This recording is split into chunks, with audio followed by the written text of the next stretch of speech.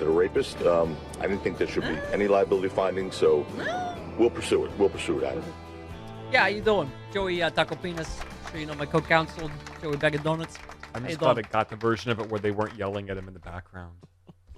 Tara Setmeyer tweets, let's recap, shall we? Let's. Trump, the standard bearer of the GOP and 2024 frontrunner, has incited a deadly insurrection, been impeached twice, facing several legal cases from stealing classified documents to engaging in a fake elector scheme, is now guilty of sexual assault and defamation. Just for those of you. Yep.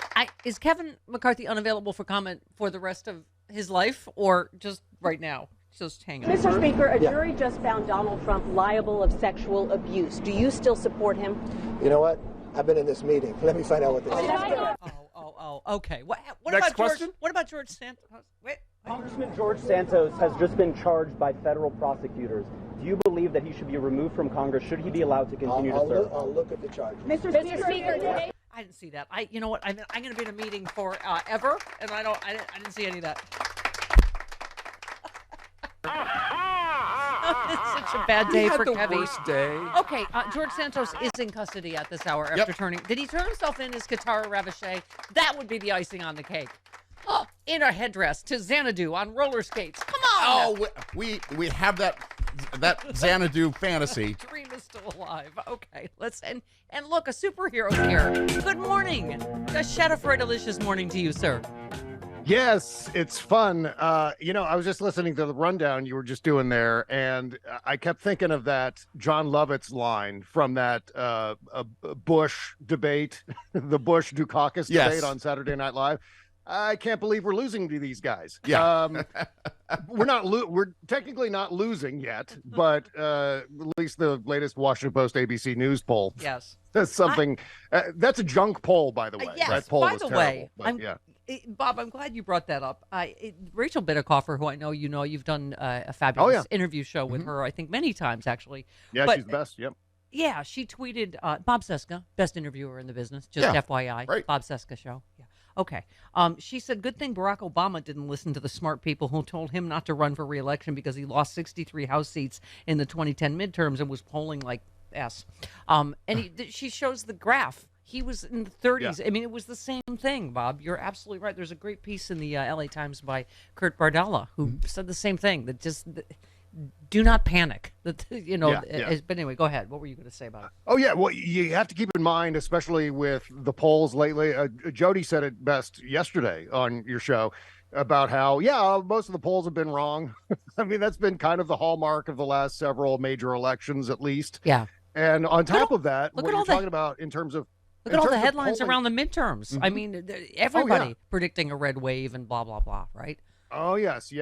And then beyond that, you have to break these things down by state because we have something called the Electoral College. So national polls really don't matter, especially this far out, too, because you have a lot of people who just simply don't follow politics the way we do with our faces pressed up against our computer screens all day long. So a lot of people are just basing their answers on the first name that pops into their head or some form of name recognition. And so that kind of skews the polls as well. So it's kind of worthless to look at any national polls. I mean, if it were a year from now, I'd be a little bit more worried about that particular poll, the Washington Post poll. But and also they're like, all of this only helps Trump. It's like, well, only the rubes that are still going to give him money because he's apparently the victim again in the Carroll case, right? I mean, it's that's such a small and dwindling percentage of people, you know.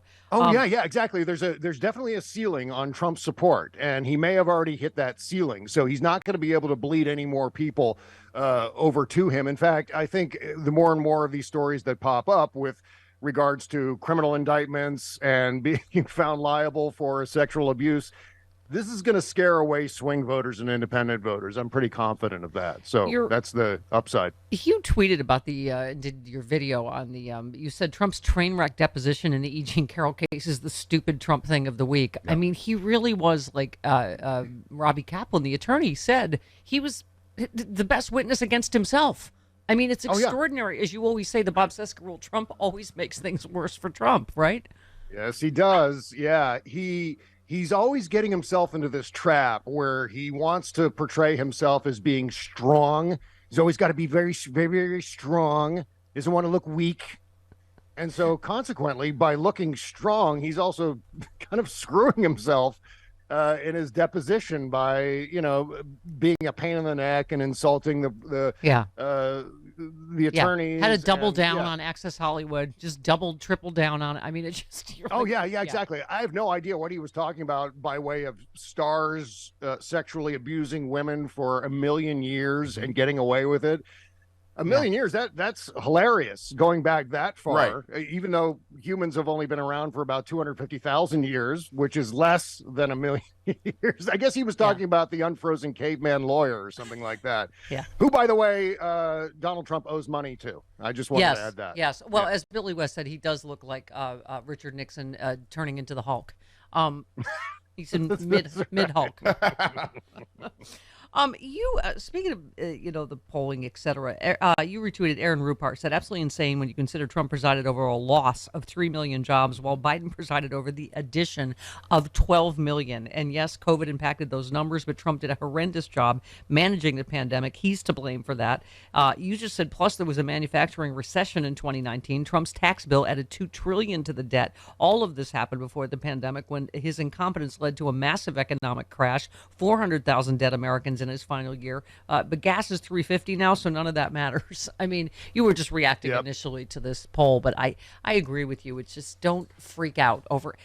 As you know, Kurt Bardella was a Republican and and a pollster as well, and he just wrote a piece saying why Biden's really bad approval ratings don't matter. I mean, first of all, I guess what his point is, we've just gotten so reflexively partisan. He said no president is ever going to get above we're past the above 50% approval ratings anymore.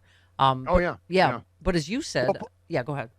Well, plus how the news media is framing the economy is not helping at all. When we have near full employment, I mean, the closest to full employment that we've ever seen in our lifetimes. 3.4. And so the story, instead of, oh my God, this is amazing, we have near full, everyone who wants a job has a job. It's an incredible thing. Thank you, Joe Biden. Instead of saying that, what we're hearing is, oh my God, there's a labor shortage. Oh my God, start renting your garments. There's not enough workers for the jobs that are available. What are we going to do? And so suddenly the fact that we have near full employment becomes its own drama and its own crisis. Yeah. And that's the desire for some factions of the news media to frame everything with that dramatic, if it bleeds, it leads kind of framing. And that's what's, I think, in a lot of ways, skewing people's opinions away from embracing the idea that Joe Biden has an enormously successful economic record so far. Exhibit A giving a